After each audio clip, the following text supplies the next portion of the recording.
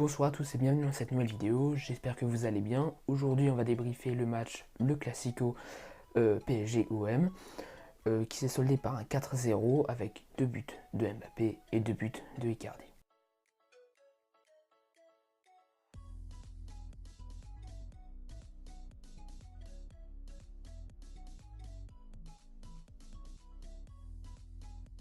Je vais essayer de résumer ce match en deux axes. Surtout le premier, c'est que le PSG a joué à un niveau très élevé.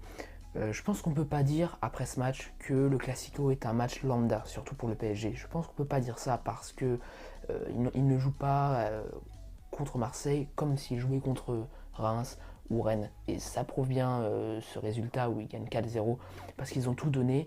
Ils ont joué à fond avec un très bon Verratti, et puis Icardi qui marque un doublé, et Mbappé qui marque un doublé. Donc ils ont joué à un très bon niveau en essayant vraiment d'être sérieux le plus possible et ça a marché. Ça a marché. Et donc je pense qu'il faut vraiment retenir ça, que après ce score peut paraître sévère, mais parce que aussi le PSG qui joue contre Marseille en donnant beaucoup d'intensité, c'est normal qu'il y ait un score comme ça. Aussi, je pense qu'on peut retenir que l'OM et Villas-Boas a voulu faire du jeu.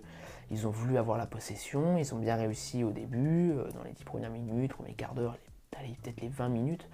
Ils ont eu quelques occasions avec Germain, Benedetto, mais ça n'a pas payé. Et c'est dommage car ils auraient pu marquer. Moi, je pensais au début qu'ils allaient marquer, qu'ils allaient trouver le déclic pour réussir ça, mais non, ils n'ont pas réussi.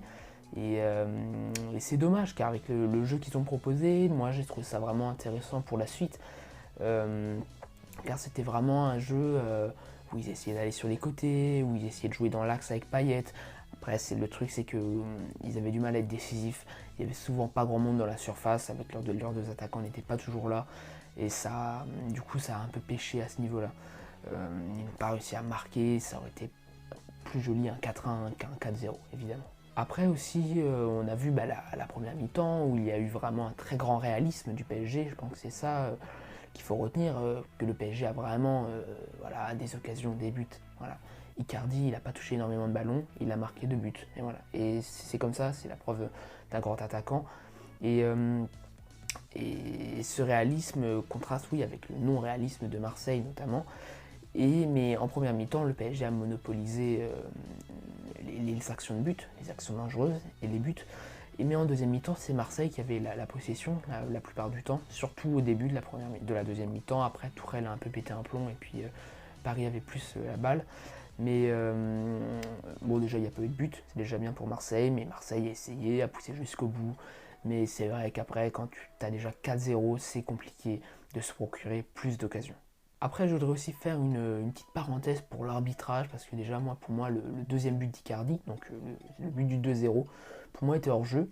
Et puis en première mi-temps, il y a eu quand même plusieurs fautes qui n'ont pas été signalées pour Marseille. J'ai pas tout compris parfois à l'arbitrage de M. Bastien. Mais bon, après, c'est comme ça, de toute façon, 4-0, 4-1, 5-0, 5-1, ça change pas beaucoup de choses. L'OM va revenir déçu, évidemment, mais confiant, je pense, par rapport à leur prochain match contre Monaco, Lille et Marseille, respectivement. Pour finir, je trouve que c'est assez dommage ce résultat. Qu'on soit évidemment qu'on est supporter de Paris, on est content, mais pour le championnat, ça donne moins de suspense. Le PSG s'envole encore un peu plus. Marseille reste 5e, 6e, 4e, je ne sais plus exactement. Mais il n'y a pas vraiment de vrai suspense. Et puis maintenant, les classicos deviennent de moins en moins, on va dire, attrayants parce que les supporters de l'OM se disent ah oui, mais bon, on va perdre encore une fois. Et c'est assez décevant quand même. En tout cas, ce n'était pas un très grand match, ce n'était pas très plaisant à voir. Mais bravo aux Parisiens qui ont réussi à donner un très grand niveau dès le début. Et bravo à Marseille quand même qui a réussi à ne pas se prendre des buts, mais au moins à essayer de produire du jeu. Et je pense que c'est vraiment, comme j'ai dit, encourageant pour la suite. Sur ce, je vous souhaite donc une bonne fin de soirée. Désolé les Marseillais, hein, désolé. Pour la prochaine fois, peut-être au Vélodrome, on ne sait pas, même si ça risque encore d'être compliqué. Je vous souhaite donc une bonne fin de soirée et à bientôt.